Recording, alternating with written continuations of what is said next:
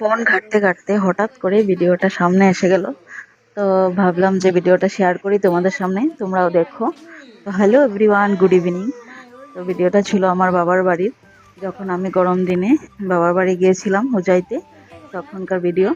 তো দেখো এখানে কি পুজো হচ্ছে আমি বলি তোমাদের সামনে। তো দেখো এখানে এই পূজাটা হলো ঝটপট।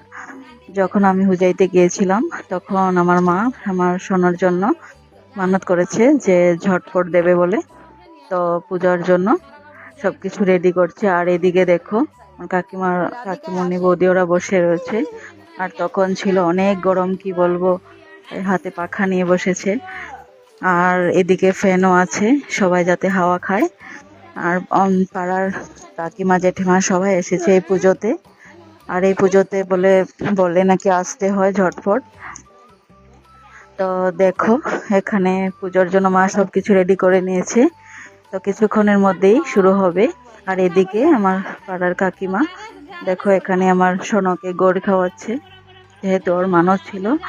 তারপর দেখো, আর ভিডিওটা আমি পুরোটা করতে পারিনি যেহেতু এখন শুরু হয়ে যাচ্ছে কিচ্ছা।